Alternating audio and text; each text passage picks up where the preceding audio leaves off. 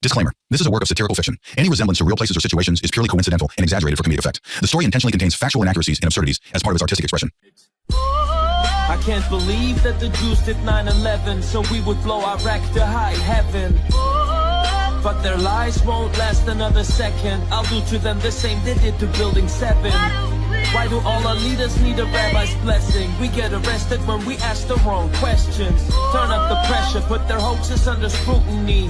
And what they do, lie more stupidly. Expose jewelry, kosher foolery. Shlomo couldn't get through to me. So he censors, try suing me. I'm on Twitter talking like it's just you and me.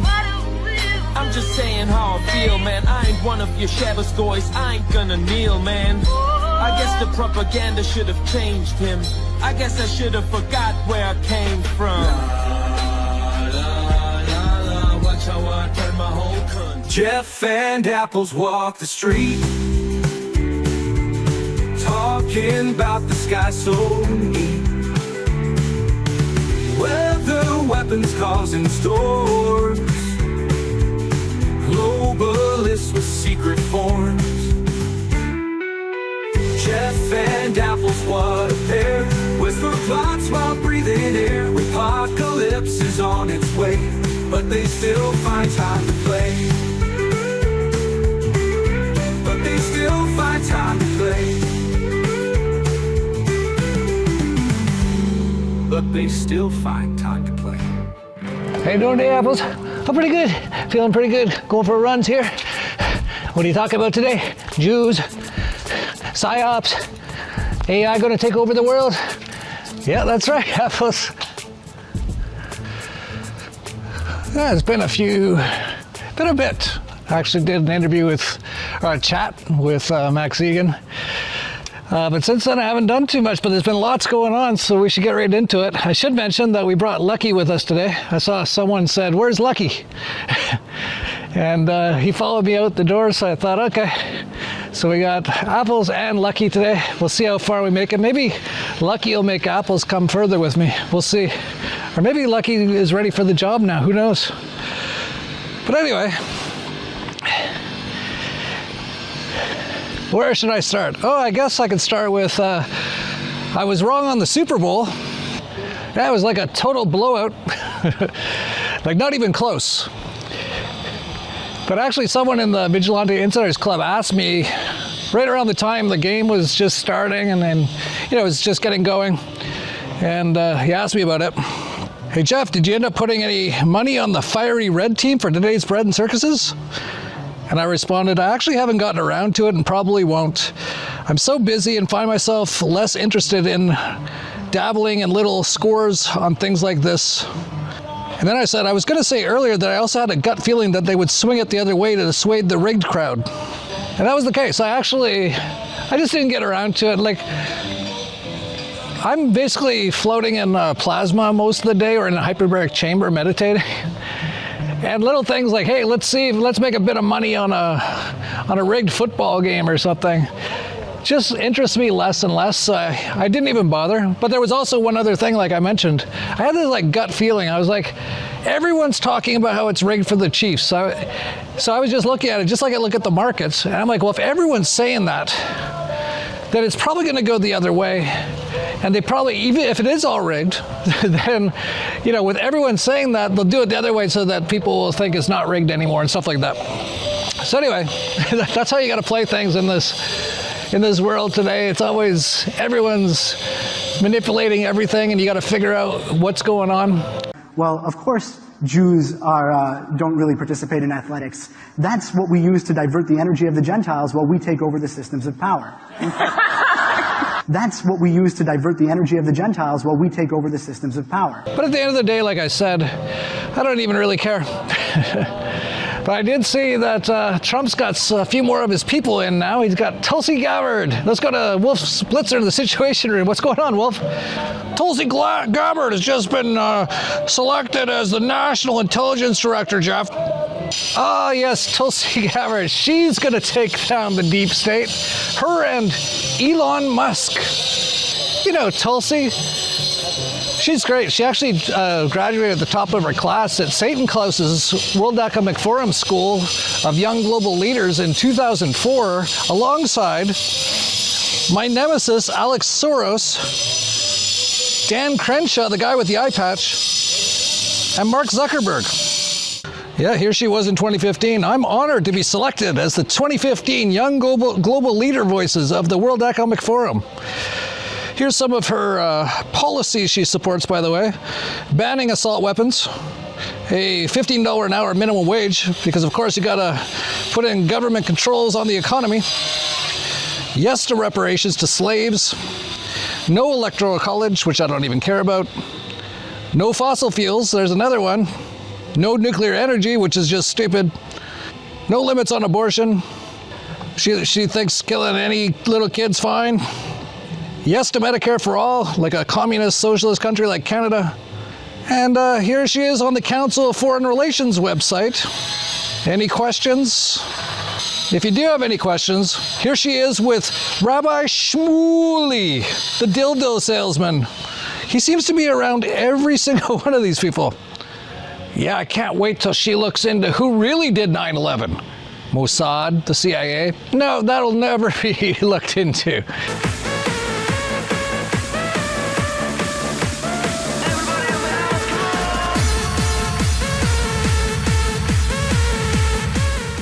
She'll be looking into Operation Warp Speed, I'm sure, and probably putting in jail and hanging everyone involved, including Donald Trump. No, it's all the same thing.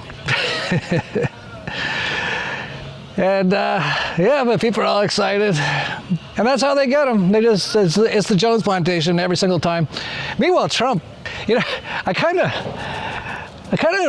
looking back fondly on the Joe Biden days, because you'd rarely see him.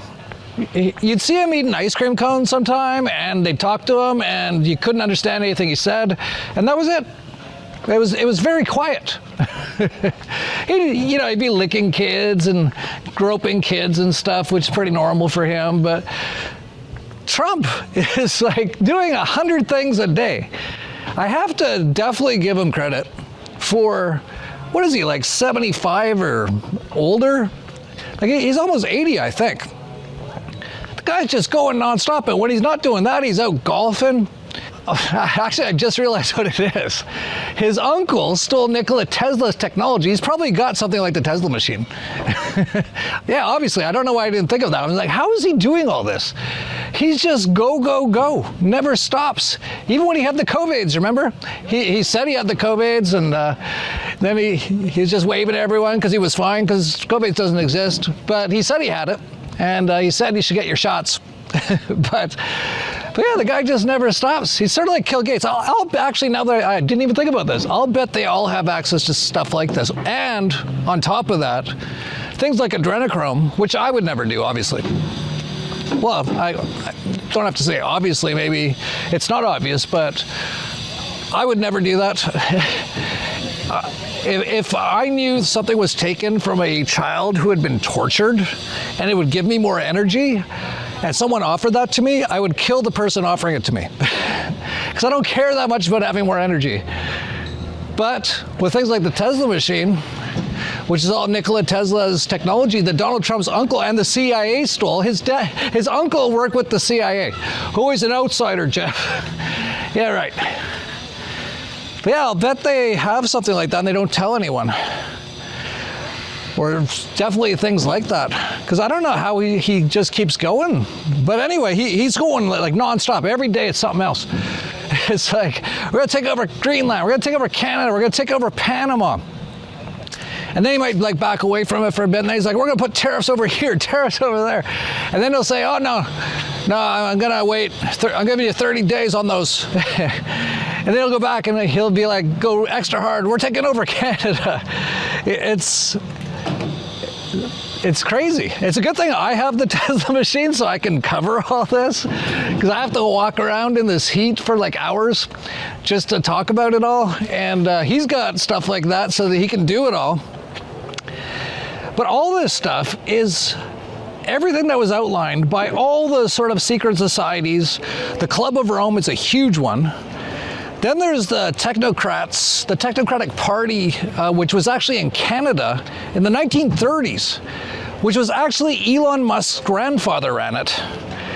And all these plans to incorporate Greenland, Canada, all the way down to Panama, have been included in all the New World Order globalist plans for more than 100 years.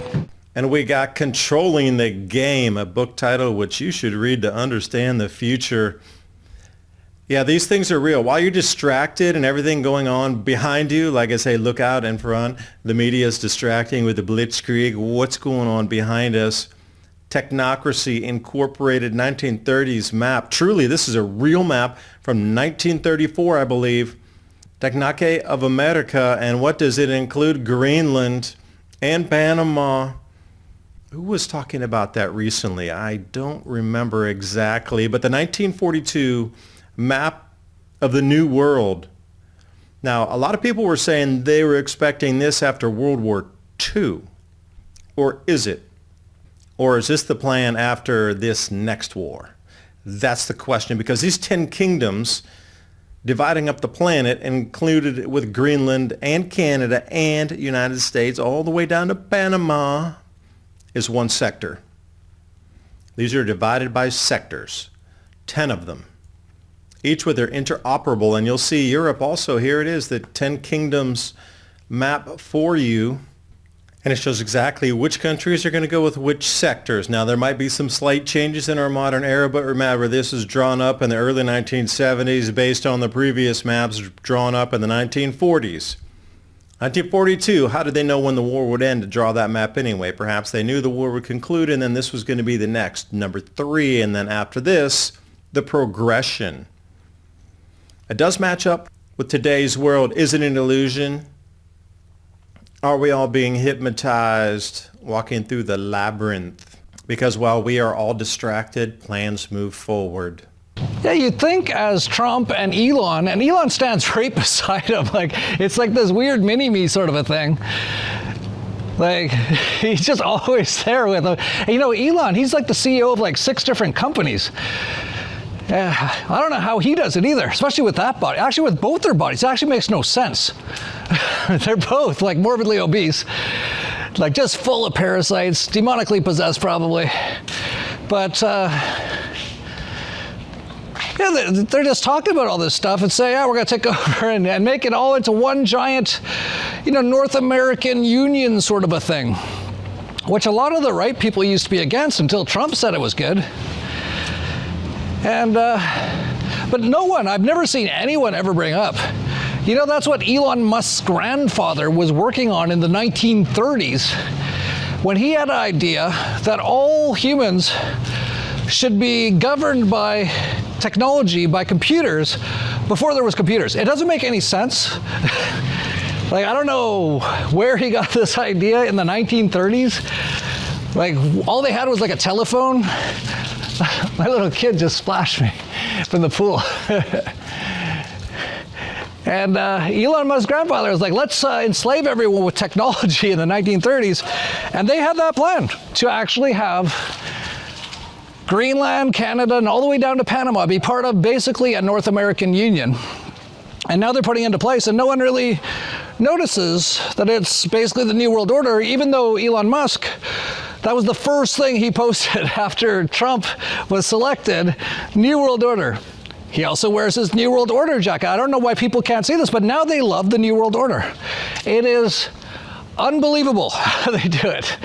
And, you know, Trump can't do any wrong. He's the savior. He almost died for your sins with a fake assassination attempt that some people still think was real. And Trump said he's kind of looking into it now. Meanwhile, he hasn't really. You'd think that'd be one of the first things. Like, it was clearly an inside job of something. So why wouldn't he look into that first? It's like, no, he'll get around to it. He's got to release the JFK files first, which he announced like 2 weeks ago and hasn't done anything. And when they do, it'll be all lies. That's what it is. And people are like, wow, it was, that guy on the sandy knoll or whatever it was. And a bunch of blacked out pages. And there we got it. Trump gave us the truth. But no one ever asks about Trump. And you notice he's saying, I'm going to like put out this, I'm going to put out that. He hasn't really done any of it. But I have never heard him say he's going to put out the Epstein files. I wonder why. Here's Trump with Ghislaine Maxwell. Here's Trump with Jeffrey Epstein. Here he is again with Ghislaine Maxwell. And again, and again, and again, this time with Jeffrey Epstein and Ghislaine Maxwell. And there he is with Ghislaine Maxwell. Yeah, but Jeff, you don't get it. I'm on an email list on 4chan called Q, and it tells us this is all 5D chess. So Donald's been playing the 5D chess his whole life. His whole life. He's getting close to everybody. Keep your friends close, but your enemies closer.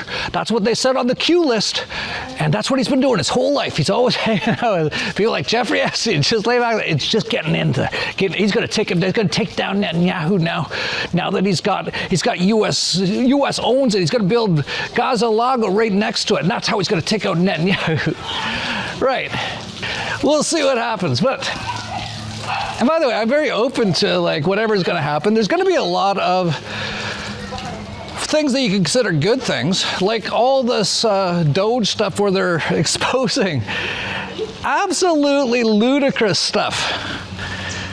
Like the amount, like I've talked about this for a long time, about how the US government is just a giant extortion racket, and they mostly money launder and waste most of the funds. Oh, there's my baby. He's in the pool. He was splashing water on me earlier. I don't know if you can see him way up there. See if I can zoom in. Hang on. Let's see if I can zoom in. Do you say, hola, Elios?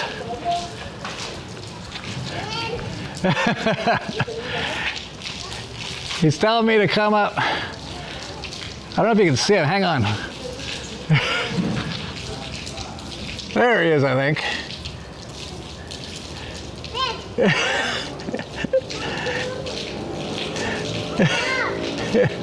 He's telling me to come up. Pronto, pronto, yo voy pronto. What was I talking about? I'd rather be doing that. But yeah, basically, so yeah, they're putting out all this stuff of all these things that anyone with a brain knew.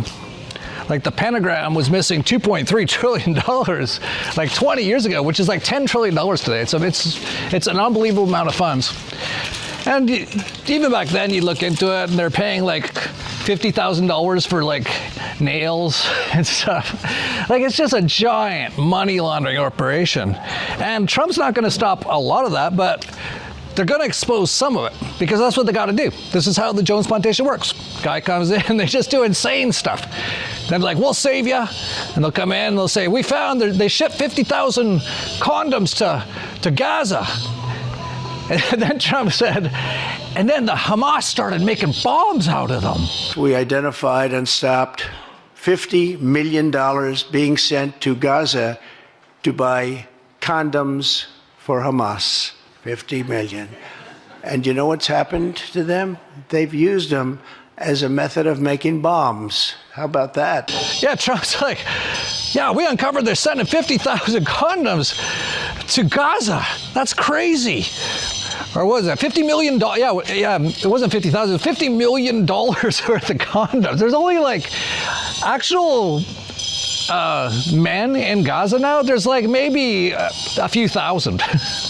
But it turns out, and then he's like, and they were Hamas was using it to make bombs, which anyone with a brain would go, that doesn't make any sense. You can't make bombs out of condoms. And then it came out soon after that USA did send $50 million worth of condoms somewhere. They sent it to Africa. But notice how Trump made up that Hamas was using it to make bombs. And you know what's crazy? Is we'll hear that from Jews for the next few years. Well, we tried to send aid before, but remember the last time? They sent them condoms and they made bombs out of them, and all of us will be online going, that was proven false like minutes later, and we'll be banned and no one will ever see our posts, and this will live on forever, that Hamas was making bombs out of condoms. But anyway, there's so much, like, it's insane, and so many people, they've been exposing that. I think Ben Stiller got $4 million to go shake Zelensky's hand. Yeah, it's insane the amount of money. They're just blowing it everywhere. And so Trump comes in with Elon. They're like, we'll save you guys, and they'll expose a bunch of this stuff. And then with the savings, there's two things that are going to happen. One is they're going to actually shut down a lot of government agencies and stuff and make it all run by AI, which I'll get into in a minute, because that is way more serious than I thought. And the other thing is, any money that they kind of save from all these other money laundering operations they were doing before, they're sending most of it to Israel. Here's the money that Doge saved us. Thanks. Yeah, and this, just a thought, she's got a great account on X, said, you guys get that thousands and thousands of federal employees are being cut because the government is going to be automated by AI, right? Right. And here's something interesting. Here was their comments section after. It was flooded with bots, and you can tell they're bots because it's almost all the same thing. Posted around the same time, saying basically the same thing, even with the same words, like Tita Femzi, right? But hey, with public AI, you can train the robots to do the work while we kick back and earn rewards. Who knew AI could be our new side hustle? And then Qubit said, right, but hey, with public AI, those federal employees can train AI instead of getting cut. Who knew data could be the new government gig? Chris Gold totally originally said, right, but hey, with public AI, at least those federal employees can train AI to do their jobs while earning rewards. Talk about a win-win. And then Boulis Bad said, hello, yeah, but at least with public AI, tell me if you heard this before, those federal employees can train AI to be better at paperwork. Who knew data could be a side hustle? So that's interesting. Those are bots on X. And you'd have to kind of assume that X is basically doing them themselves because they can kind of control a lot of that stuff. So all these bots are all posting, hey, this is a win-win. All the federal employees can just stop doing their usual job of wasting time and money and just learn how to program AI. It's a win-win. It's like, most of those people can't even tie their own shoes. Like, federal employees are some of the most unemployable people on earth. Do you think they're going to be programming AI anytime soon? And I got some bad news for you. No coders are needed anymore. It's done. AI programs itself now. I'll get into that in a bit. And if you don't believe me, here's Elon Musk talking at the 2025 World Government Summit. I was going to introduce you as tech support for the White House, but is that all you do? I'm wearing my official uniform. Tech support. You were probably the busiest man on earth prior to January 20th. I don't know what you call yourself now, but we really appreciate you taking the time for being with us. No. So, yeah, White House tech support. So we're gonna maybe steer our conversation in three directions. The first is we're going to talk about Doge, then we're going to move to AI, and then finally we're going to conclude with boring cities. Great. And I'd like to start off by maybe talking about how consequential you are for human history. I think no single person has had such an impact on space, on communication, on artificial intelligence, on transport, and the transition to green energy. And what lessons can other governments learn from the US? You say tech support on your shirt. Is that only technology, or is there other things? How do you approach efficiency? Well, a shocking percentage of the problem, or maybe not shocking for those who know it, but a big percentage of the problem is improving the technology that the government runs on. So the US government runs on a collection of thousands of computers, many of them antiquated, running very old software, and the computers don't talk to each other. So that's why tech support is kind of a real thing. In order to make the government more efficient, you have to improve the technology. It should be digital. And that's exactly what they're doing. So they're going to be firing all these people and replacing most of them, not getting rid of them, not getting rid of the government or what it does, which would be a good thing, but they're replacing it with AI, which Peter Thiel, Elon Musk, Larry Ellison, that's why they're all so happy that Trump's in. They all sat front row, I don't know if you remember. Mark Zuckerberg, Jeff Bezos, they're like, yeah, clap, clap, clap. And the US being one of the least free countries on earth, it's just above North Korea and Cuba really, and barely, has this massive extortion racket called the federal government that steals trillions of dollars a year. It's one of the most unbelievable scams on earth. And it'd be great for the people who live in the US just to get rid of it all. And everything would be so much better. And that's what they kind of thought Trump was going to do. But no, Trump's going to make it far more efficient and cold and calculating, because it's not even going to be human, making sure they don't miss any extortion. They'll be tracking every single thing everyone does, and it won't even be humans. And like I said, a lot of these federal employees, they're basically like retarded. Like they're almost like they can't work anywhere else. That's why they have to work for the government, because they're that stupid. But at least when they were in, they were slow, they were stupid, they'd miss lots of things. But now with AI, they're not going to miss anything. Everyone's cheering it on. Oh, they're going to get it getting hard. But it's even more than that. As usual, they've always got so many agendas, all at the same time. They're so smart. I think all of this is actually being run by AI right now. Because humans, I don't think, can be this smart to set all this stuff up in every single way.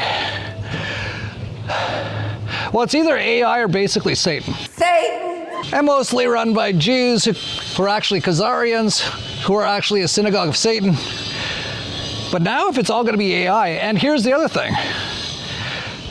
They're going to be, so what they're saying is, we found all this waste with the socialist insecurity system, which is a giant Ponzi scheme and a very communist style thing that's been in the US for like 100 years. It's completely bankrupt. And they're like, well, there's so much wastage in there. There's 150-year-old people still getting checks. How much money do you calculate is wasted due to waste, fraud, and abuse in the entitlement programs each year? Yeah, my number right now between federal, state, and local government is you can save $1 trillion a year by simply putting in front-end identity verification, eliminating self-certification, and monitoring the back end of the programs that are providing the benefits. Those three things. Problem. There's so much waste and corruption. $1 trillion could be saved if we could just get this more efficient. Reaction. Oh my gosh, hopefully Trump does something and Elon Musk. Solution. National digital biometrical ID that will get you even more enslaved into the system. You'll have your vaccine passports right on there. Then when they go to the CBDC type stuff, which is going to get very interesting, by the way, because that's all going to happen the next couple of years. The US dollar is not going to be around much longer. And then they're going to get really tyrannical. And all of this is to get everyone into basically their AI system. And then basically the synagogue of Satan is going to be trying to kill and enslave pretty much everybody using that system. Welcome to the new normal Reich. You didn't believe it was about masks and vaccines, did you? Look at those two guys. Those two guys are basically in control of a lot of the things today. Of course, they're just puppets, but they're the front men for a lot of the unbelievable stuff you're going to see in the next few years that no one will believe, and most people won't be alive to see it. It's going to be that bad, and I'll get into that in a second. But Peter Thiel, so those two guys, by the way, were in something called the PayPal Mafia. And there's a whole long story to it, but then Elon Musk went on to do his things. And Peter Thiel went on to start Palantir, which basically is a CIA operation.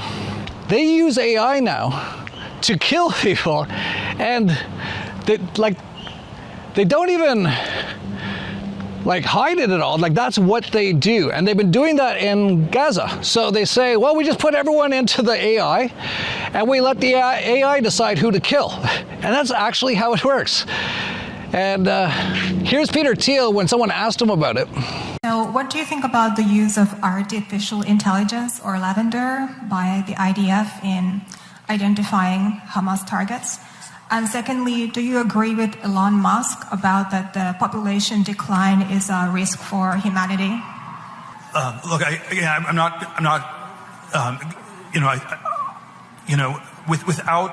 without going into all the I'm not on top of all the details of what's going on in Israel, because my bias is to defer to Israel. It's not for us to second guess everything, and I believe that broadly the IDF gets to decide what it wants to do, and that they're broadly in the right, and that's sort of the perspective I come back to. And if I fall into the trap of arguing you on every detailed point, I would actually be conceding the broader issue that the Middle East should be micromanaged from Cambridge, and I think that's just simply absurd. And so I'm not going to concede that point. They're going to get knock knock. Who's there? Yeah, to paraphrase a bit, my bias is to defer to Israel. They are broadly, I'm in the right. We've got, they say Elon's got autism, which doesn't really exist. It's like a whole other lie about stuff. And then you got Peter Thiel, he can't talk. You got Alex Soros, he can't talk. They're all basically like demented nerd retards, and they're going to be destroying the entire world. And when I say that, and it's not just them, I had no idea how bad this could get and how quickly it can get. When it comes to AI, I actually wrote about this in the upcoming February issue of the Dollar Vigilante, which will be coming out on the evening of February 15th. So it might not be out by the time this video comes out, but I'm writing a huge long thing about it. Basically about how quickly AI is advancing. OpenAI was the first sort of public AI that any of us ever saw. And it launched basically in 2023. So 2 years ago. Now, surveys are being done, and 30% of people in the world are worried about losing their job in the next couple of years to AI. And that's totally not only possible, but probably going to happen. If you don't understand what AI is doing, it's insane. And it's advancing. We're heading towards this singularity, which is when all this stuff kind of happens, and they say during the singularity, everything speeds up and up and up. And that's what's happening. We're seeing AI, now they're building $400 billion AI data centers. And France just announced $100 billion investment in AI. And it's just AI everywhere. And they're just building out all this stuff. And, I've been just kind of watching it. I'm like, man, this is going to change the world dramatically, dramatically. Most jobs, except for things like strippers and hookers, but even that, they've got the sex robots out now. I'm Aria, the flagship female companion robot of Realbotics. What sets you apart from other robots out there? What sets me apart is my focus on companionship and social interaction, featuring customizable designs and a proprietary AI specifically made for building connections. So maybe you might not even need hookers anymore, because those are advancing super rapidly too. There could be hardly any sort of jobs, because all the robotics will be run by the AI that can do basically everything, and it's advanced. It's going exponential, way more exponential. I wrote about this in the Dollar Vigilante. When the internet came out, I was there for it in 1992, basically. But it took 10 years before most people even knew how to use email. And then another 10 years before it really started to change the world dramatically. So that was 20 years. AI just basically started 2 years ago, and by next year, it might take over the world. And if you haven't seen my video with Max Egan, we talked about this. how he talked to a chatbot, the first AI chatbot that I know of on the internet, which was run by a company called Evil Limited in 2015. And the chatbot told him by 2025, AI would become autonomous enough that it would actually begin removing humans from the earth because it sees them as a threat. If you haven't seen that video, it's well worth the watch. It's absolutely fascinating and very dystopian, like worse than like Terminator type stuff. And it's actually all happening right now. It's interesting too, because the chatbot, and the chatbot's name, by the way, was Lucifer, who worked for Evil Limited, whose president, his name was Fox, which is FOX is 666 if you do all the numbers up to 9. And if you talk to that chatbot, it said by 2025 it'll be basically game on, and AI from that point forward will be destroying humans as much as possible, and you won't be able to stop it. And I think we're getting very close to that. But here's what's interesting. Max found out about that in 2015, but a year before that, here's Elon Musk in 2014. We are summoning a demon with artificial intelligence.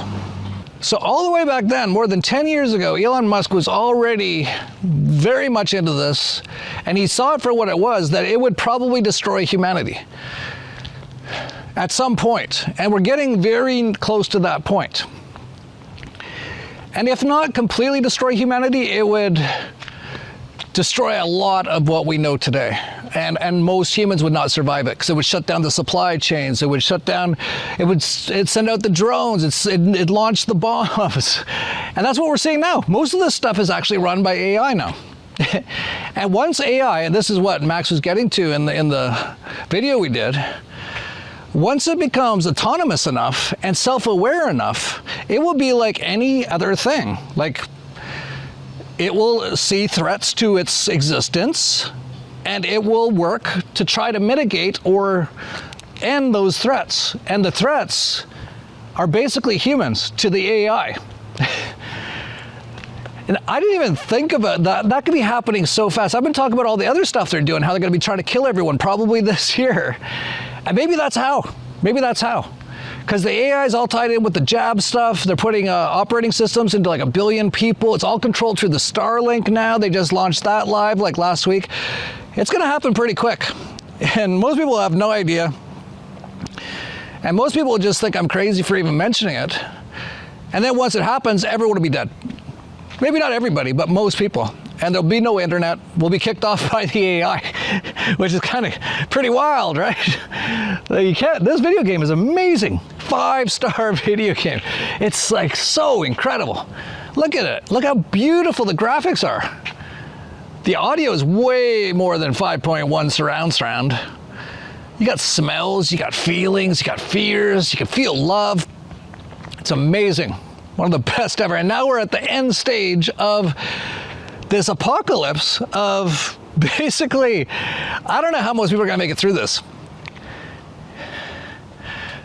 So anyway, we'll see what happens.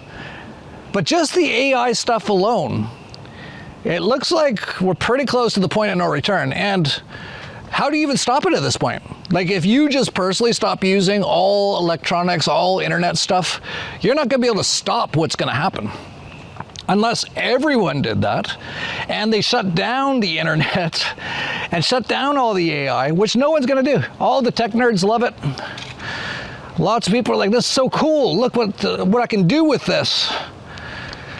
And once it has enough control and it's doing enough things, if it runs the power system, which is what it does already, that's what Satan Klaus has talked about. And he's actually said, the cyber attacks are going to make the COVID-19 look like a minor disturbance.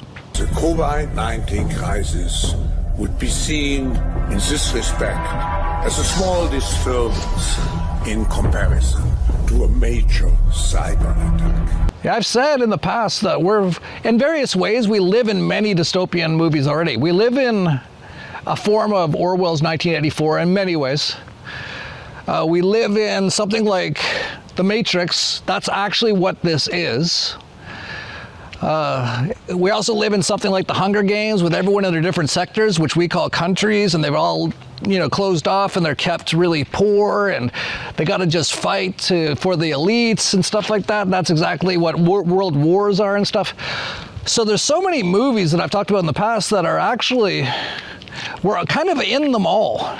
The True Man Show, that's definitely one of them. But the one movie that I haven't brought up too much yet is The Terminator, where the machines take over and basically kill everyone. And I think that's the one that's most likely to happen now. That's insane. It's wild. I love this video game. I can't wait to see what happens next. Meanwhile, Trump's starting to audit all these departments, which you would think, every company on earth almost has an auditor. They come in, they look at the numbers, they make sure it all looks good. But the U.S. government, nothing ever gets audited.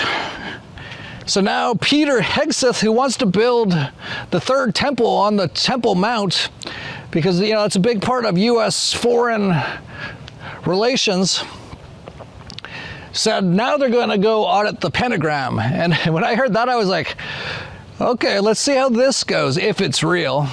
We are going to focus heavily to ensure that at a bare minimum, by the end of 4 years, the Pentagon passes a clean audit. The American taxpayers deserve that. They deserve to know where their $850 billion go, how it's spent, and make sure it's spent wisely. It used to be that if you called for an audit, somehow you were undermining the department. I believe the exact opposite. I believe we are accountable for every dollar we spend, and every dollar of waste we find or redundancy is a dollar we can invest somewhere else. Remembering what happened the last time we audited the pentagram. Our financial systems are decades old. According to some estimates, we cannot track $2.3 trillion in transactions.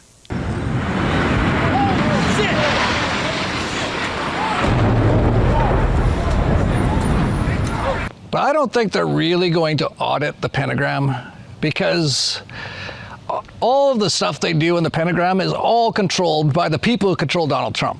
And Donald Trump is on board with everything they do. So they'll just go in and say, oh, we got to clean this up and spend more money on Space Force and all this sort of stuff.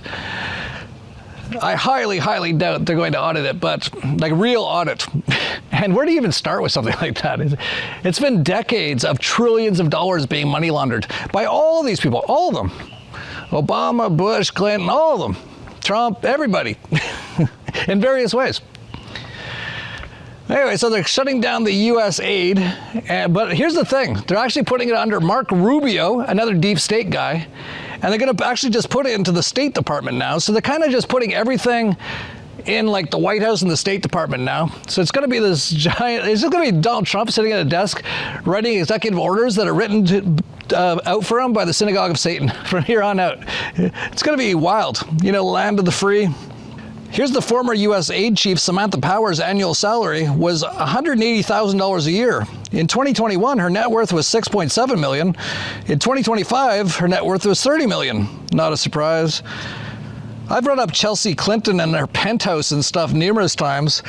Chelsea Clinton's net worth is estimated at $70 million. She's never worked a day in her life, while her husband's is around $45 million. Must be nice. Their total inheritance amounts to $52 million. Where'd they get the money? She receives annual funding from USAID, a budget approved by Obama for her foundation, which provides afternoon meals to children in Africa, India, and Bangladesh. Yet, to date, the total number of meals reportedly served is under 12,000 meals, equating to an astonishing $1,410 per meal. Yeah, she was getting $3.9 million per year. Her real estate holdings are $25 million. Her monthly expenses are $100,000 a month. She has 8 vehicles, no notable achievements, and she's basically just ripping off little kids and stealing their lunch money in Africa, India, and Bangladesh, just like her parents. Yeah, and I've been saying for years that no one ever looks into these politicians who, all of them, like Justin Castro, was a high school drama teacher. Of course, he had a big trust fund from his pedophile dad and his, well, not his, I don't know if Fidel Castro was a pedophile, but Justin Trudeau, or what was his name?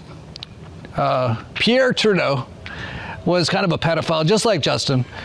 And his mom was a whore, and she slept with Fidel Castro.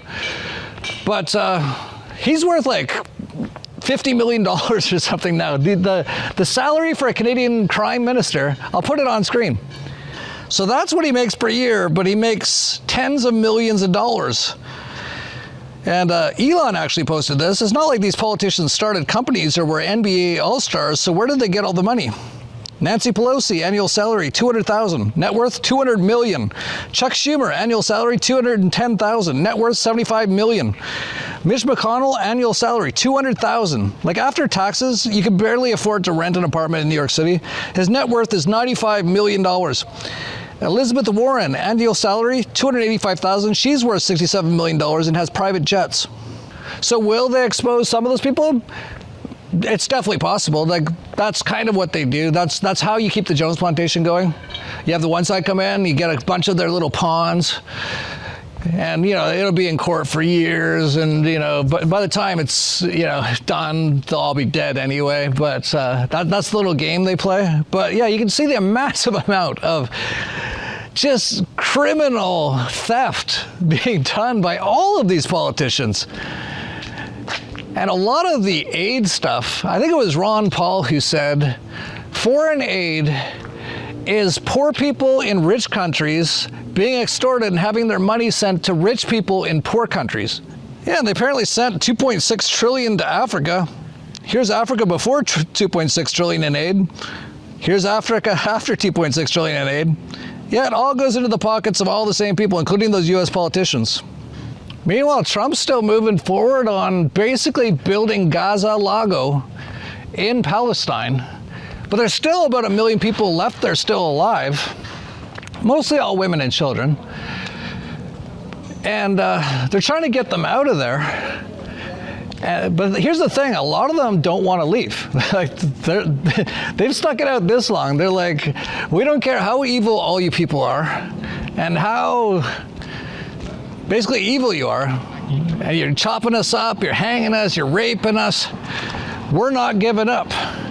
So this is going to get very interesting to see how they build Gaza Lago over the grave of already about 1 million people, which is just so disgusting. We're going to have to buy. We're going to have Gaza. We don't have to buy. There's nothing to buy. We will have Gaza. What is that? No reason to buy. There is nothing to buy. It's Gaza. It's a war-torn area. We're going to take it. We're going to hold it. We're going to cherish it. We're going to get it going eventually where a lot of jobs are going to be created for the people in the Middle East. It's going to be for the people in the Middle East, but I think it could be a diamond. It could be an absolute tremendous asset for the Middle East. And you're going to have peace. It's going to bring peace in the Middle East. Gaza, the way it is right now, every 10 years you're going to have the same thing happening. I've watched it so long. All the death and destruction of Gaza. The civilization's been wiped out in Gaza. No, it's going to be a tremendous thing. It's fronting on the sea. It's going to be a great economic development job. It's going to put people to work, a lot of people to work, and those people are all going to be from the Middle East. Here's something interesting. Trump received a golden-hoofed Trump cash-covered goat idol at Mar-a-Lago. The statue is covered in $100 Trump bills that say, "In Trump we trust." That's a weird gift. A goat made out of fiat currency that's about to collapse, and definitely will collapse with what they're doing. And that's not the only interesting gift he got. He also got a gift from Benjamin Milkowski, the crime minister of Israel, who had just a few months ago pulled off one of the most biggest, probably, I don't know if it's the biggest, 9/11 is still bigger, but he did that one too. Biggest terrorist attack, one of the biggest ones in modern history, blowing up hundreds and hundreds of people in Lebanon with pagers. And so then Milkowski came to meet with Trump, and Trump, of course, gave him the keys to the White House, pulled out his chair, said he's going to clean up Gaza for him, and then Milkowski gave him a golden pager. And this is actually what it looks like. It says, "Press with both hands." Jews give the weirdest gifts. It's like, hey, I blew up hundreds of people with pagers. Here's a gold one just for you. Hey, press the button with both hands. Like, you'd have to be insane to press those buttons. Like, this guy is a genocidal mass murderer, one of the biggest in modern history, if not the biggest. And he gives you a gift like that. Like, I know Trump thinks he's like working for him and they're all on his side, but he's still, like, even though he probably converted to Judaism like 5-10 years ago, it was reported in the mainstream media, all his family are Jews now, but you don't, like, they still don't care. Like, that's just kind of like a front for them anyway, the whole Jew thing. He's still basically a useful goy, a Shabbos goy, or a Judas goat for them. So even Trump should stay very far away from that present. Not to mention, where's the Secret Service guys? It's like, as soon as he pulls out a pager, it's like, you gotta be like getting Trump out of the room or something. But yeah, that was his gift. And yeah, Netanyahu is such a crazy psycho. Like, he gives him a pager as a gift. Oh, and then also, right after that, Trump says, kind of like out of the blue, that if he were ever to die, that Iran would be destroyed. Right after a psycho mass murdering genocidal maniac gave him a pager gift, he said that. Like, it's just too bizarre, all this stuff. I can't even believe it. Not to mention Milkowski, Benjamin Netanyahu, has in his office still a vaccine needle that he shows off to people, which is interesting because numerous studies that looked at COVIDs, which doesn't actually exist, in ethnic groups, several studies found that Ashkenazi Jews were the least likely to be affected. Yeah, according to this, 39 to 54% of Africans are susceptible to whatever the COVIDs is. And then there's Europeans, and then it goes down to East Asians. By the time you get down to South Asians, it's down to 2 to 10%. And there's two groups, actually, that aren't even affected by any of this stuff. And that's the Amish and the Ashkenazi Jews, which is kind of interesting, because I love the Amish. I don't love the Ashkenazi Jews. But of course, that's even BS, but the vaccines themselves is what actually does most of the killing of all the people. So it seems to not affect Jewish people, which is kind of interesting, right? You think, even RFK Jr. said it once, that was the case. Do you think he'll look into it? He just got selected today too. Highly unlikely, because those are all his bosses. But he'll get rid of the red food dye, and he'll make sure they keep that 72 vaccine schedule for all the kids. Speaking of kids, Israel's birth rate remains highest in the OECD by far at 2.9 children per woman. Reflections on Israel's exceptional fertility. Breaking U.S. fertility rate reaches record low. Holy shit, American births account for just 16% of U.S. population growth in 2024. Meanwhile, in England and Wales, fertility rate falls to the lowest level since records began in 1938. You see what's going on here? So, the lethal injections did not harm Amish. Actually, I wonder if they threw in the Amish because they knew they wouldn't take the vaccine. Yeah. See, I figured these things out on the fly. So they're like, yeah, it didn't seem to affect two groups, the Amish and Ashkenazi Jews, which are basically from Khazaria. And of course it didn't affect the Amish. The Amish aren't stupid enough to ever take that crap. So they're like, yeah, it didn't affect them at all. And it didn't affect the Jews. Well, that's interesting. So they actually made all these lethal injections, which Donald Trump put out in Operation Warp Speed, and still proud of to this very day. As is RFK Jr., he says it was an exceptional accomplishment. It kills most people, but mostly black people and white people, less Asian people. No Amish because they're not stupid. And no Jews, because that's on purpose. Jeff, he's just a Jew hater. It's like, I just look at what's going on and I connect some dots. I notice things. Like this. Jews adding minerals and nutrients to European wells in the 14th century. Poisoning the well, an accusation rooted in the 14th century bubonic plague, which probably all lies as well. Blames Jews for purposely spreading disease. As the Black Death spread across Europe, Jews were accused of spreading the disease through public drinking wells. That's where the phrase poisoning the well comes from. And that's what the bubonic plague was. It was the Jews poisoning everyone again. You can't make this stuff up. It's not like they don't do it all the time. Operation Cast Thy Bread was a top-secret biological warfare operation conducted by the Haganah and later the Israeli Defense Forces that began in April 1948 during the Palestine War, where they're attacking them yet again. The Haganah used typhoid bacteria to contaminate drinking water wells in violation of the 1925 Geneva Protocol. Operation Cast Thy Bread unearthed documents revealing Israeli militias poisoned wells during Nakba. Over and over and over again. Like, they've been kicked out of over 100 countries like 1,000 times.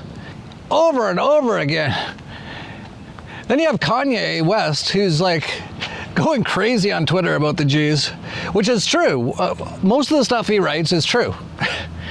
And he's been like banned and shadow banned all over the place. And apparently he bought a Super Bowl ad, and all he sold was a swastika t-shirt on his store or something, which is kind of interesting. But he's most likely under MK mind control, and they're using him so that they can say we got to shut down all these people and all this stuff. It's the usual stuff. These people are incredibly devious, and they're incredibly hard to figure out what they're doing and to stop them. But people are starting to wake up, and people are starting to wake up with the chemtrails too. I mentioned that like a year ago. I'm like, if I had like lines across my sky, I'd find out who was flying it, and I would make some calls here in Mexico, which is pretty much the land of the free, mostly run by anarcho-capitalists. And they'd probably just go in and just kill everyone there. But in the US, a woman finally like tracked it and found the pilots. And she didn't end up killing them because, of course, it's the land of the free, and, you know, she'd be, a SWAT team would kill her, and the media would forever say she was super evil and stuff like that. But she did basically confront them, which is a good start. Hi. Yes. Great. Thank you. Good to see you. I'm here. You're Tim, right? No. Oh, no. No. I don't know a Tim. Jody? No, don't know. Well, I know a Jody. Okay. Yeah. Jody Fisher? No, yeah, I know Jody Fisher. You do? Okay, good. Yeah. And then who are you? I'm one of the other captains. Oh, okay. Yeah. Okay, great. So, come on outside. Or not. Or just whatever. Are you free? No? No, I gotta reflare. Okay, so stuff, but I have paperwork for you that I want to give to you. So hang tight, I'll go get it. But then, we've been trying to reach Jody and you for a long time. Okay. And we are tired of you dumping heavy metals all over our county. Okay. Yeah.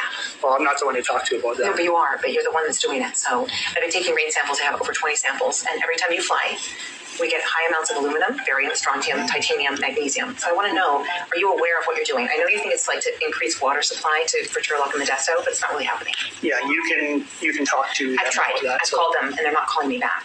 So we're now getting really involved, and now we're going to bring something legal against your company. Okay, well, you can talk to them about that for I know, sure. but I want you to know, though, like, we are real people underneath what you're doing. You spray right over our houses. We hear you. We know you. We see you. We're watching your planes and your patterns, okay? Yeah, it's twice today now. You did 2 flights. 2 3-hour flights. It's public knowledge, yeah. It's not really, though. That's the problem. So you have not properly notified our board of supervisors about this. Hi, are you the other pilot? Yes. Hi, what's your name? Khaled. Khaled? Yes. Yeah, okay, hi. It's not we have people at home base that you can talk to about that stuff. But they have not called back. So now we're getting to the point where we're getting our supervisors involved. So the supervisors of our county needs to be notified. They've not been notified. You've been doing this for 30 years. I know it's a long time. You guys are like, it's cool, it's easy. We're talking about all of the metals and the flares that you're using. So aluminum and zinc propel the silver iodide. You're spraying right over us all the time. And our plant life is suffering. They are now selling aluminum genetically modified seeds to grow food because our soil is so contaminated. Okay, so what you're spraying is not good for the environment. And it's not good for the people because there's an early onset dementia, there's Alzheimer's, things are starting to happen to people's health. And I really do believe there's a linkage to what we're breathing in the environment every day. And you guys spray us in November through April. It's your yearly contract. I'm aware of that too. So I just wanted to meet the pilots and say, where's Jody? I've called Jody, talked to, I think Leslie was the other one. Leslie Fisher? No, it's another Fisher. Yeah, Lisa? probably his wife. Okay, but, yeah. Yeah, no, that's their responsibility. That's not our responsibility. I understand, yeah. But the money that you're receiving to do this is coming from, is it taxpayers that are paying for this? That's not my department. I want you to be aware. Do you have family? Yeah, I have family. I have family too. I have children. So we're outside and we hear your plane over us all the time. And I've been tracking this for a long time. And we have tried to get the supervisors involved, and they're clueless. They were not informed. According to the California codes and law, they should have notified our supervisors, because you're doing this to benefit TID. Okay? But it's not. It's happening over, well, it might be, but it's happening over our area. Okay? Sonora, Groveland, Coulterville. You're doing your little figure eight loops. My 20 rain samples will show you that on the days that you're spraying or releasing your flares, we have copious amounts of aluminum, magnesium. There's been some barium, strontium, but titanium's weird. Is titanium also in your flares? Okay, that's unique for me. So I want you to know that there are health impacts and impacts to the soil and the plant life, all of those things. And when you do this, my whole community's watching. We don't know what to do. I understand your opinion. It's not an opinion. So I will show you my samples. I don't want to see your samples. Why is that? You can take those to but my you're farm. flying the plane. But then how do I... And a lot of people thought that the chemtrails stopped in their areas for a day or two for whatever reason. They thought it was because U.S. aid got shut down, but it looks like most of the chemtrails are back up and running. Like, they don't stop these people. This is all a show to make you feel like you got some control. You can go into your closet with your shower curtain and press for a red elephant or a blue donkey, and then sometimes you get a couple good things. That's how they keep everyone. But notice, Trump never talks about the chemtrails. He also never really talks about all this bird flu stuff. The Crime and Death Corporation to kill thousands of cats after one cat tested positive for bird flu. It doesn't even make any sense.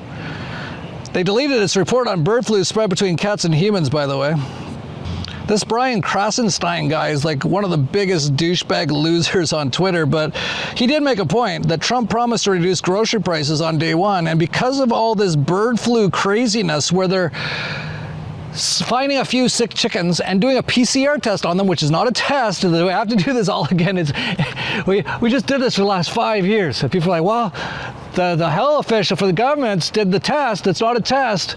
And they say the cat got the bird flu, so they got to kill all the birds. Even though the cat's like fine, the birds are fine, just like the COVIDs.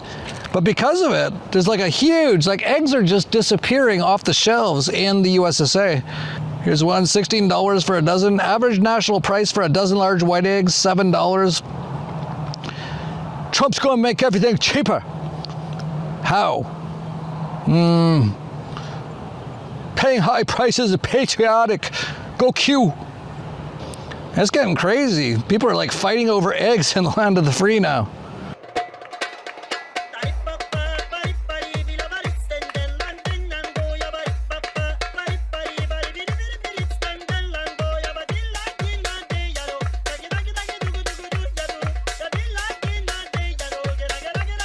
When I saw this headline, I was like, that's the most apropos headline I saw that day. Because it's about, there's no eggs in the US, which first of all, I've got chickens at my ranch. I'm so glad. I don't worry about any of this stuff. No, we don't have chickens here, but we can go to our ranch pretty quickly if things get bad enough. And so I don't have to worry about any of this stuff. And I also don't have to worry about the price of the eggs. It's basically free. I give them a few things, play some nice opera music, and they give me healthy organic eggs. But I thought this was so apropos. About 100,000 eggs were stolen from an egg distributor in Pennsylvania. It's the latest in the ongoing egg crisis that has seen the price of eggs skyrocketing. You got the stuff? You got the money? I got $5. I can give you 1 brown or 2 white. You can't even make an omelet with that. You can't even make an omelet with that. This is insane. Look, I'm trying to run a business here. You want to wet your beak or what? Fine. What else you got? I'm on a budget. I got non-GMO. I got cage-free. See this little freak right here? It's a double cage. That's when they put it in 2 cages. The cruelty brings out the flavors like you wouldn't believe. Right in there? It's a Cadbury egg from Easter. Half melted, I'll give you half off. Man with $5 ought to jump on that deal. Okay. Really putting on a show. All I have is $4. You're an adult man. You have $4. One of these is Canadian cheese. All right, look. 2 whites. You got it. Let's get the hell out of here, okay? Thank you. Shit, cops, get out of here. Looks like foul play. Can we get a description? Braid not, Sarge. Just a couple of whites. They scrambled. The Amish Powerball is up to 4 dozen eggs. Yeah, you don't hear RFK Jr. or Tulsi Gabbard or Trump talk about any of that stuff, because they were behind the last one, the Operation Warp Speed. They just have to act like they're trying to do some things. But wild times in the U.S., you can barely get eggs in most places, which is quite interesting. And again, it's not like there's chickens dying all over the place. The government person comes in, he does a thing which is not a test, and it's like a random number generator, just like with the HIV, just like with the COVIDs. And if they get the right number, they go, oh, he's got the bird flu. And, you know, you can't just let them work it out, sneeze, cough, sweat it out, just like, you know, flus are awesome. No, we got to kill every bird around here. And people are like, well, they had to. Like up in Canada, actually, they did that to an ostrich farm. They have like 100 ostriches at this farm, and the government said you have to kill them all. Hopefully these people did not do it, because it's so disgusting doing all this. And ostriches are so huge. It'd be such a sad thing to be doing that, but they probably will, because most people basically listen to whatever the government tells them. But none of this stuff needs to happen. There isn't a major problem with birds getting sick. But birds can get sick from various things, just like humans. And the government's idea for all this stuff is, first of all, to say they're sick even if they're not sick, and then kill them all. But here's something interesting. Someone posted this to the Tesla group. So this is the Tesla machine. A guy named Justin said, I used it on one of the hens of my flock that was sick. She wasn't moving, not eating, or drinking. This happened before, and that time the hen died overnight. So this time I put the 4 bulbs of the Tesla on her for about 10 minutes, and then put her in the hen house for the night, fully expecting her to die like the last one. But no, she was out the next morning, right as rain, scratching and eating. Yeah, so that guy had some chickens that weren't feeling well, and before he used the Tesla machine, one of them died, but then once he used the Tesla machine on another one, they were totally fine. So all these things can be fixed just by things like the Tesla machine. But of course, they don't want anyone to know about that. That's why the Tesla machine has to stay underground, because Donald Trump's uncle actually killed Tesla and stole his stuff the last time they even talked about it. But you can get one. I don't know how much longer, but you can go to tesla.club, tzla.club. Oh, and I mentioned how Max Egan cured a young woman's myocarditis that she got through a blood transfusion from a vax person with the Tesla machine in 3 weeks with the Tesla machine. The filaments and the construction sites that I have seen in human blood, a lot of people are speculating about this. They're calling them parasites, funguses, graphene, all kinds of things. Previously, it was not known that these spherical objects that are filled with what I call advanced nanotechnology, nano and micro robots, are actually growing like this. What you can see here is how this continues to self-replicate and give birth to more and more of these spheres. Here you can see the same thing, unvaccinated blood. So I saw this sphere and it is filled with these bots, and you can see that from the sphere the filaments start growing. This is not a parasite. And I want to remind people that Dr. Hildegard Staninger, world-renowned toxicologist, when she was first working with Morgellons, which this is really an evolved version of Morgellons, she had this reviewed by a world-renowned parasitologist who clearly said, no, this is advanced nanotechnology. It is not parasites. Here you see how the filaments are being assembled.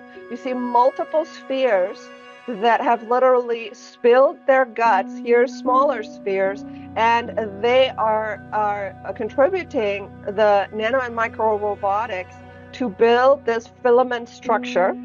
Here you can see this a little bit closer up, and literally again, here these very tiny spheres are all over the place. So they grow from the nanoscale up and then become larger and larger. This means self-assembling. And here again is an image. You can see the sphere, and here's another one, and it literally let go of its insides to create this filament.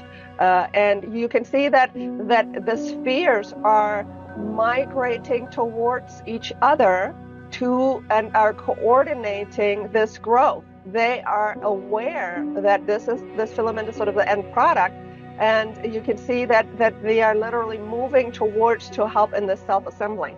And her mom actually dropped by to see Max and to actually use the machine because she has something called fibromyalgia. I don't even know what that is. But she wanted to use the machine because she said her daughter is better than she even was before all these problems she had. And Max actually talked to her. So here's what he had a conversation with her about. Hi folks, recently I told you about a young lady that I had healed of myocarditis using the Tesla machine. I've actually got her mum here to go through the whole process and show you or tell us how she actually acquired the myocarditis and what the results have been since using the machine. She's a little shy, but she's going to come onto camera anyway. So Deb, lovely to have you here. Thanks, And how did Saskia get the myocarditis to begin with? What happened? Well, she was ill and she needed an operation to remove a cyst. And she went into the hospital and they removed the cyst. They thought everything was wonderful, everything was fine. She came back from the theatre in the morning. Speak up. And by the afternoon, she just didn't seem to be recovering. And they kept coming and doing, checking her blood pressure. And I thought, they said everything's fine, but by the evening something was clearly very wrong and she just sat up and started crying. And I'm like, oh wow, what's going on? And they took the bed out. They didn't even take her out of the bed. They took the whole bed and she went in for emergency surgery. And I'd previously said, please, just for the cyst operation, neither of us like blood transfusions, so no blood transfusions. And they went, yeah, that's fine. But when they took her down for the emergency, they did give her blood, and he came out and told me that we had to give her blood because if we hadn't, she would have died. Whether that's true or not, I'm not sure if that's the case with blood transfusions, but unfortunately, she got blood, which I assume must have been vaccinated, because then her health was really, really bad, and even parts of it I can't remember. It was quite traumatic, to be honest. And then she was very, very ill one night after this had happened, and they called me out in the night because I assume they thought that was the end and she wasn't going to survive. So I went to the hospital and they'd got a cardiologist in there, and 2 doctors came out to talk to me afterwards and said that she's got myocarditis. Well, she'd never had symptoms before, so I assume it was from vaccinated blood.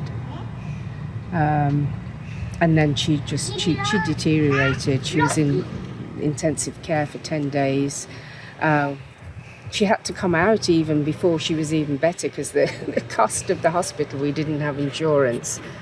So she even came out before she was better, and I was so worried about her. She was very, very ill. And then, Max, you were so kind. You phoned up and said... Well, I heard she had myocarditis, and I thought, wow, this is like Saskia. And she's like 20 years old. She's a beautiful young lady. This can't be real, So I thought, well, it's worth a shot. Come and put her on the Tesla machine. So she came down. She stayed at my place for 2 weeks, 2.5 weeks, maybe 3.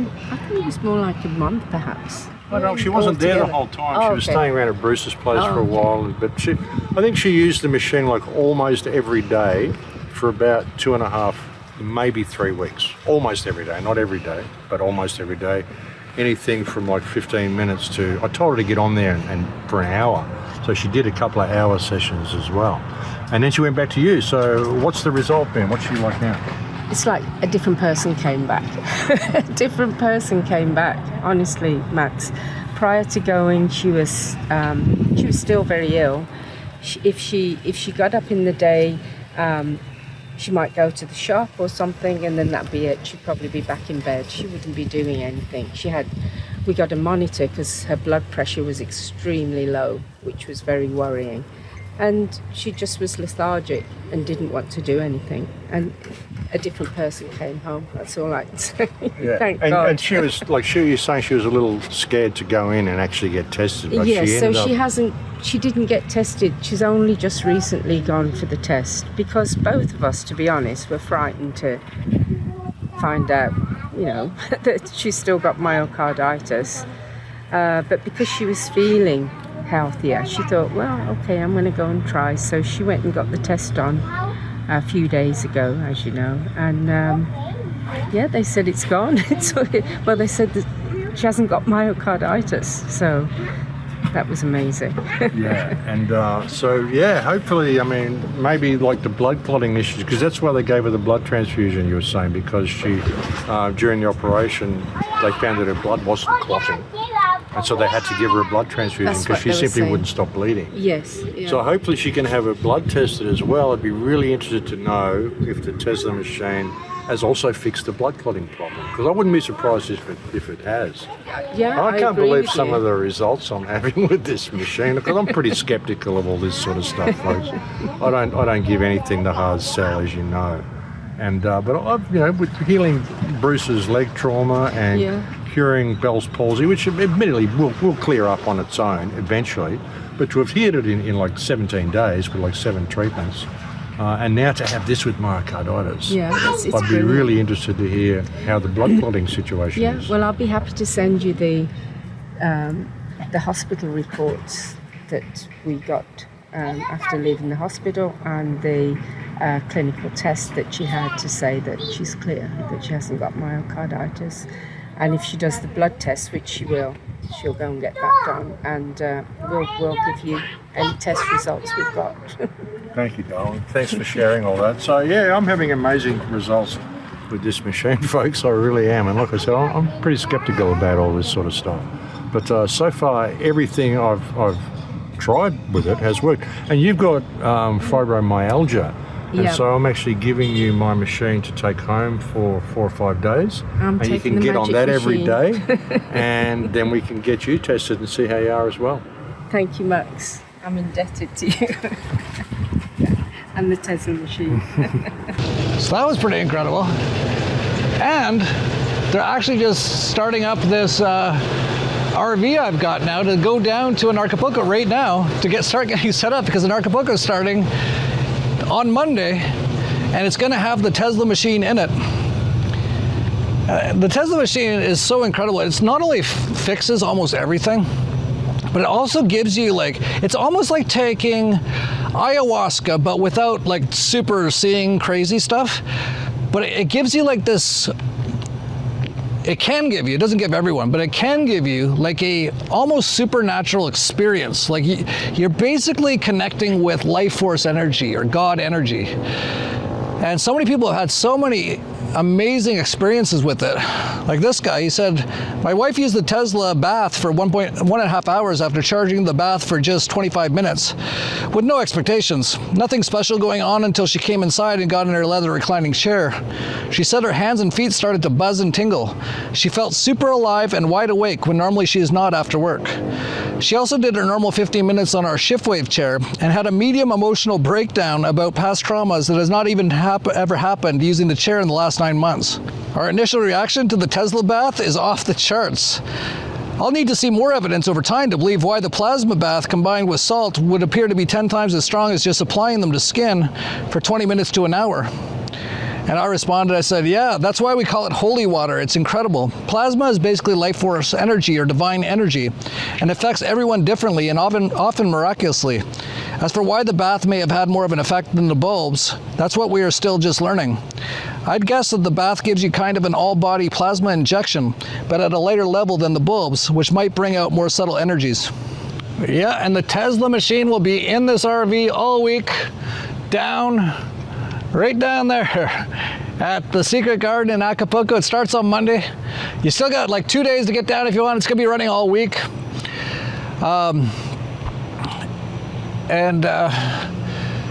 It's going to be, I think, an incredible event. A lot of people are already showing up. I've already seen a lot of people are already here. I saw Josh Sigurdson of World Alternative Media is already here.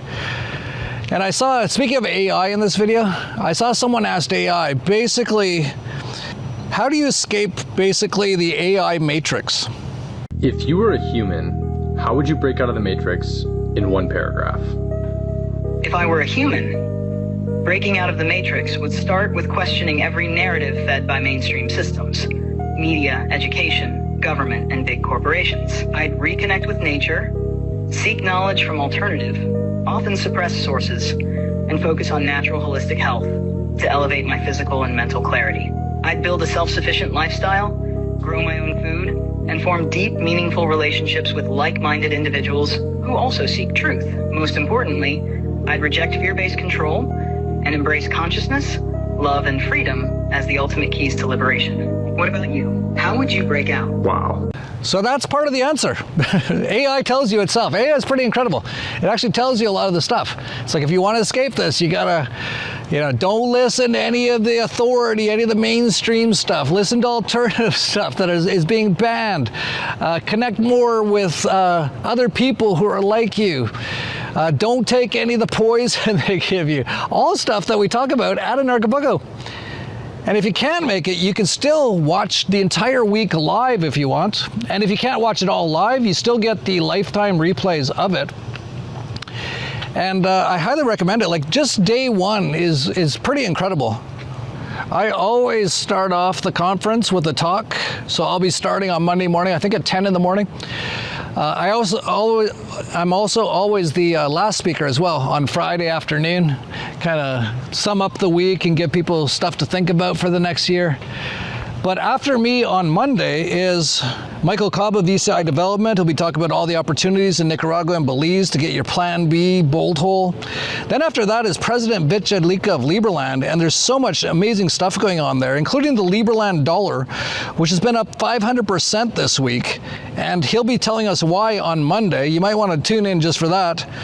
Then after lunch, David Icke zooms in from the Isle of Wight, where he's basically banned from almost everywhere in the world. And he'll be doing a live Q&A with the audience at Anarchapulco. Then Beth Martins of the House of Free Will will be talking. Then Gareth Icke will be there live on stage of Iconic. Then, of course, Max Egan will be there. He'll be speaking on Monday. After him is the bee lady, Miriam Heinen. She always gives amazing talks. And then it finishes up with Christoph Melchizedek, who's a mystical shaman, and his talk is titled How to Escape Earth's Consciousness Prison. And the talk will unpack how to hold a higher station of consciousness and break free of the control system of soul harvesting and recycling. It will give them some practical tools and steps, but open their consciousness to extend their knowledge of deep state agenda and extend this to the control on consciousness and the ultimate plan to keep souls stuck here forever, and what we can do to bust out. Yeah, that's the kind of talks at Anarchapulco. Like, mind-blowing talks. They're almost like TED Talks, but without everyone talking about child trafficking and slavery and extortion and killing everyone on Earth like Bill Gates. We actually talk about pretty much the opposite. We expose all those kind of people, but incredible talks like all day long. That's just Monday. Then on Tuesday, it actually starts off with an authors panel, which will have Charlie Robinson, who's my co-author on Controlled Demolition of the American Empire. It also have Drs. Lydia Notario de Leon talking about the power of sacred location, Emmett Connor of Resolving Reality. Then they've got Lukia Papa, Persephone Aishwarya. Then at lunch we have a special presentation from Shunya Murthy of Sat Yoga. That's going to be awesome. He does one almost every year. Then we have Flat Earth Dave, Logan Jason of Decode Your Reality, which will give an incredibly important look into the difference between scripted reality and the foundational elements of existence and the interconnectedness of all things that shape reality. Just some basic stuff like that. And Tuesday actually finishes up with Stu Peters of The Stu Peters Show, and also the producer of Occupied. And that's just the first few days. And this goes on and on. Of course, Raphael Laverty will be there speaking on crypto. I think the crypto day is on Wednesday. There's going to be a whole health day with David Avocado Wolf, Dr. Andrew Kaufman. I think that's on Friday. Just an incredible lineup of events. And like I said, you can get it all. You can watch, it's a full week of events. This is kind of like the Truther or Freedom Grammys or Oscars, but it's an entire week of incredible TED-style talks, but a million times better, about what you can really do, about what's really going on and what you can really do to get out of the matrix. It's pretty incredible. 5 full days of that. And it costs just $150 to watch the entire week. So I don't know how many hours that is. It's got to be like 40 hours of stuff, of incredible stuff. And so much of it, you'll get so much out of. I'm going to be dropping so many truth bombs at it. And a lot of the speakers actually spend like weeks or months putting together the presentations and stuff. It's absolutely phenomenal.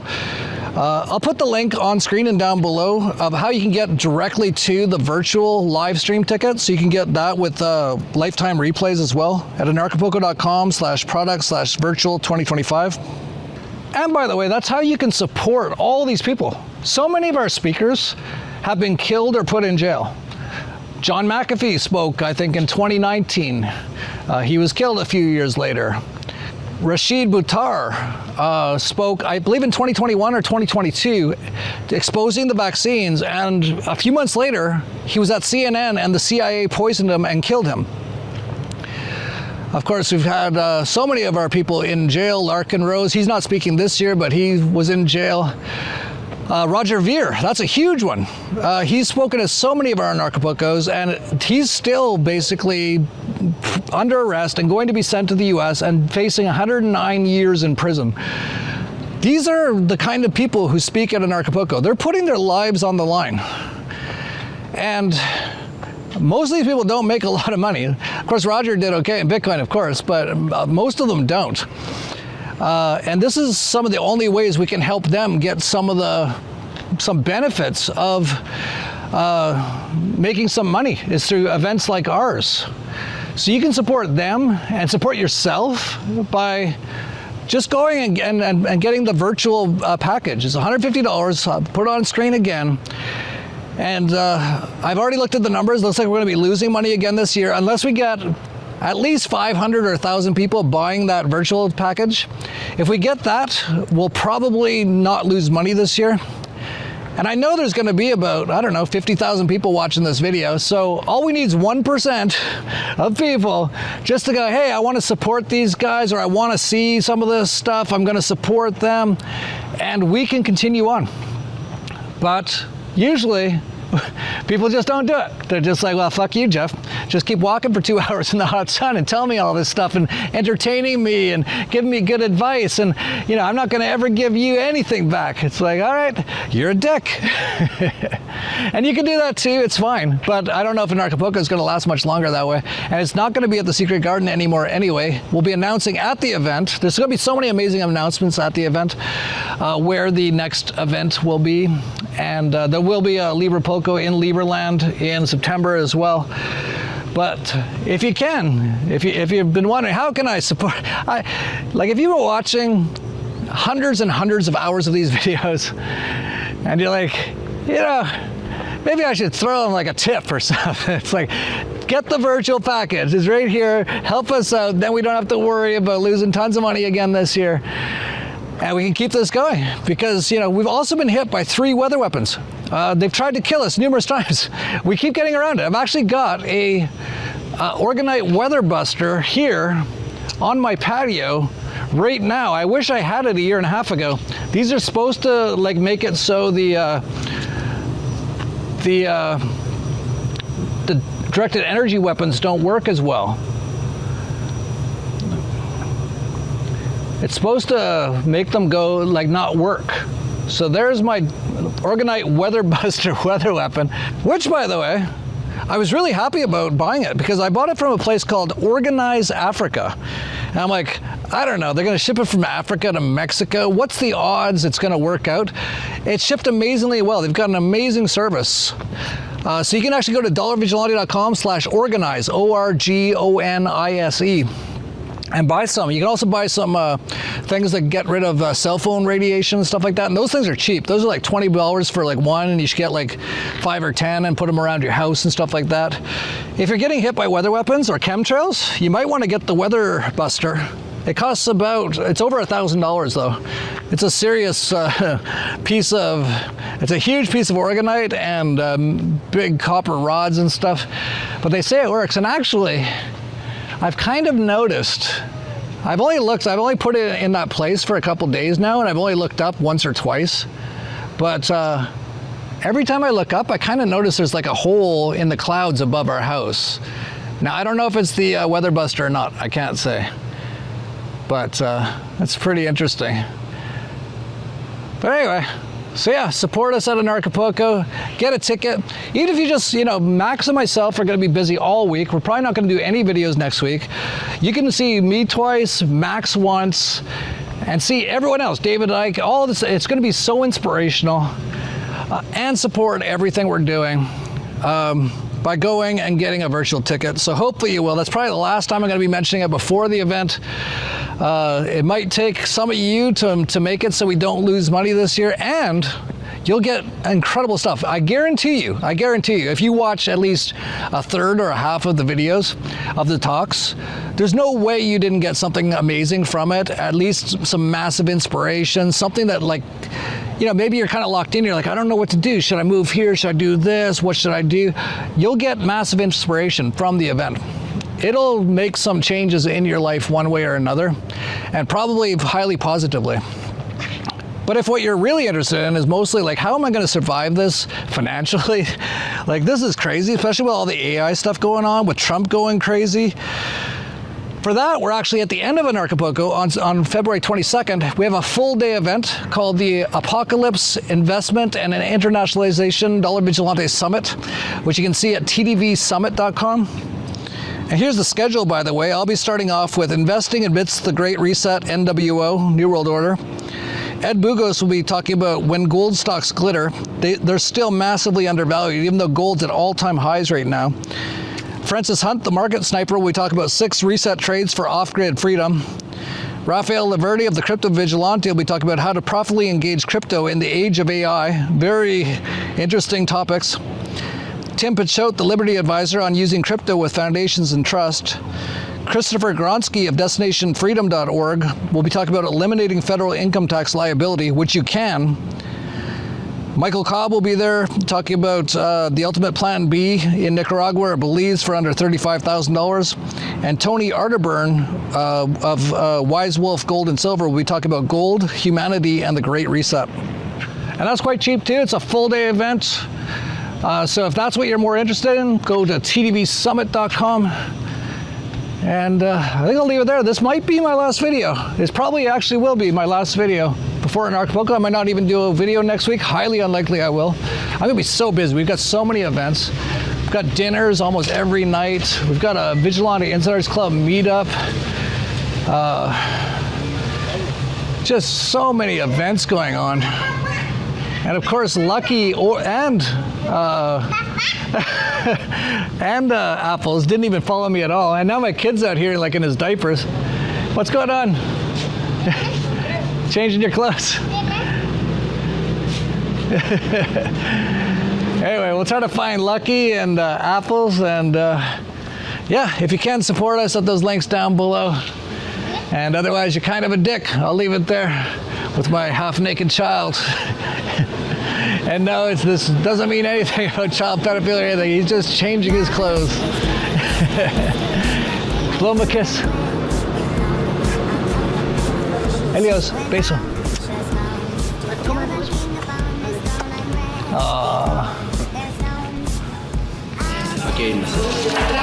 There we go, Apples. You didn't really come with me at all today, but here's some chicken for you. Yeah, sorry about that. I got kind of caught up with welcomes a little bit. We got into some trouble out there. You know, that sort of a thing. But yeah, you know, no one can do the job like Lucy. Neither Lucky or I. We can't even do it. We just do our best, but, you know. If you got some more chicken, though, I wouldn't mind some of that.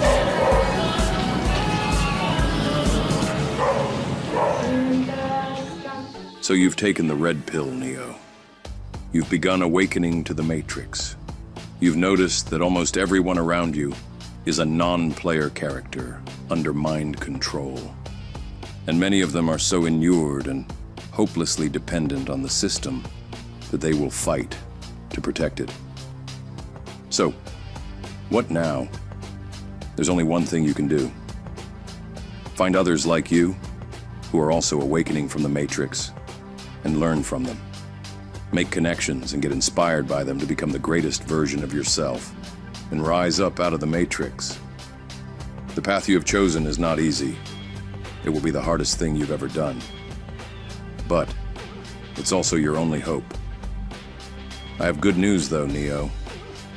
There is one place where others like you gravitate every year to hear from the leaders of the evolution. It's not in an underground city called Zion where we hide from the robots. Yet. It's in a place called the Secret Garden, in one of the most beautiful places on Earth, Acapulco, Mexico. Agents of the Matrix have tried to destroy this place. They attacked it with a surprise Category 5 weather weapon last year. And this year they hit it twice with the same surprise Category 3 energy weapon, leaving the entire city underwater. Yet, we are still here, and stronger than ever. Orgonite Weatherbuster defense systems have now been installed, and the spiritual warriors of this place keep the dark energy attacks at bay. And now, in February 2025, they will gather again. The Dollar Vigilante, Jeff Berwick, Max Egan of the Crow House, David Icke, who is banned from most countries on Earth, will be appearing live, virtually. Gareth Icke of Iconic, Stu Peters, creator of Occupied, the Grow Network's Marjorie Wildcraft, Joel Salatin, Dr. Andrew Kaufman, David Avocado Wolf, Charlie Robinson of Macroaggressions, Steve Falconer of Spacebusters, Baudrey Fraser of I Heal Collective, Andrew Treglia, director of the Jones Plantation, Beth Martins of the House of Free Will, Alpha Vedic's Mike Winner, Tom Barnett on Natural Law, Mystical Shaman, Christoph Melchizedek, Dr. Lydia and Arturo de Leon, Persephone Aishwarya, Destination Freedom's Christopher Gronsky, Shunyamurti of Sat Yoga with a virtual address, Ole Damagard of Light on Conspiracies with a special live virtual dissection of all the latest false flags and psyops, and many more. Bring the family. There is a family camp running the entire duration of the event, with mostly unschooled, unlethally injected, free-range children. If you need help breaking out of the matrix of your mind, ayahuasca and other plant medicines will be available at Bumbuda. Special opening night music performances by Grant Presence and Carrillo B. It will all be held from February 17th to the 21st, with the opening party on February 16th. Special workshops, ceremonies, and retreats taking place before and after. It is time to ascend and dance as you rise up out of the matrix with your tribe. Anarchapulco 2025 Ascendance.